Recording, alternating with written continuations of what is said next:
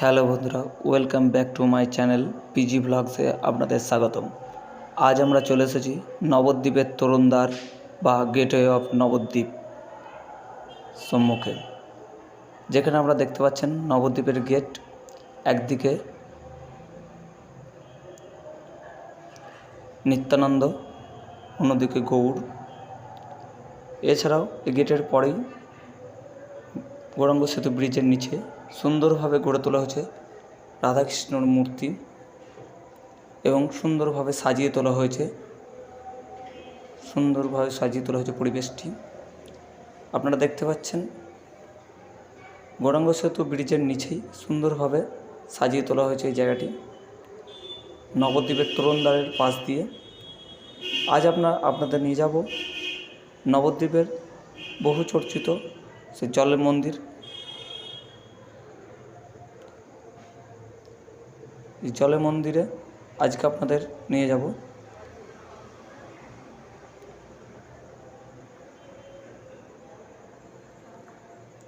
আপনারা চলে এসেছেন সেই নবদ্বীপের বহু চর্চিত জল মন্দির, গৌড়ীয় সারস্বত জল মন্দির। এই মন্দিরের যে মন্দিরটি আপনারা দেখছেন, এগুলো যে সমস্ত মহারাজরা ছিলেন তাদের সমাধিক্ষেত্র।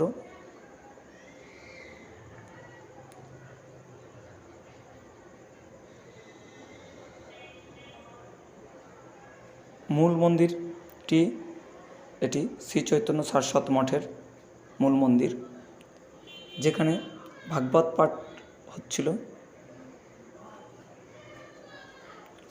অপূর্ব সুন্দরভাবে কৃষ্ণের লীলা এবং গৌরাঙ্গ মহাপ্রভুর লীলা ফুটিয়ে তোলা হয়েছে।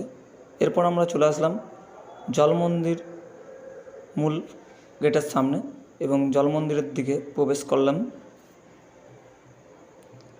আপনারা দেখতে পারবেন জলের ওপর একটি মন্দির নির্মাণ করা হয়েছে, তার চারধারে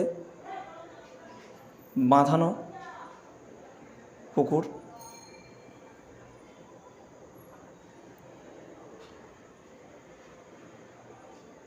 জায়গাটিতে এসে আপনাদের খুব ভালো লাগবে, আনন্দ উপভোগ করতে পারবেন। এই জল মন্দিরটি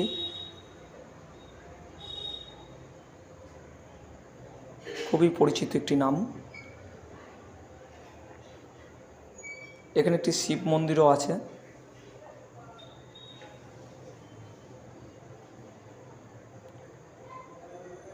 অপূর্ব কারুকার্যে ভরা এই মন্দিরে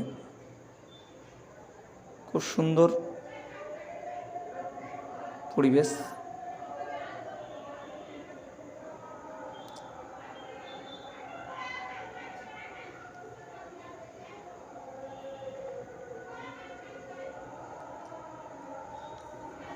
মন্দিরটিকে দূর থেকে আরও সুন্দর দেখাবে। মাঝখানে হচ্ছে জলের ওপর মন্দিরটি অবস্থিত।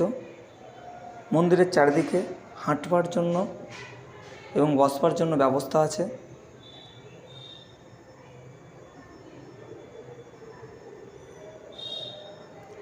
মন্দিরটির পুকুরের মধ্যে বিভিন্ন রকমের মাছ আপনারা দেখতে পারবেন। মাছকে খাবার দিলে বহু রকম রং বেরঙের নানা রকম প্রজাতির মাছ আপনারা এই মন্দিরের জলের মধ্যে দেখতে পারবেন। এছাড়াও আকর্ষণীয় হরিণ ও হাঁস, রাজহাঁস, খরগোশ আছে। হরিণগুলো দেখতে পাচ্ছেন কি সুন্দর, বড় বড় শিং, ছোট বড় মিলিয়ে বহু হরিণ এখানে আছে। হরিণের জন্য খাবার পাওয়া যায়, আপনারা কিনুন এবং হরিণকে খাওয়ান। এই যে রাজহাঁসগুলো দেখছেন, ওর ভেতরেই খরগোশ আছে অনেক রকম প্রজাতির। আগে ময়ূর ছিল, বর্তমানে ময়ূর নেই। এছাড়াও কেনাকাটার জন্য দোকান আছে। আর একটা কথা অবশ্যই মনে রাখবেন, চ্যানেলটি সাবস্ক্রাইব করবেন, লাইক, শেয়ার ও কমেন্ট করতে ভুলবেন না। PG blogs.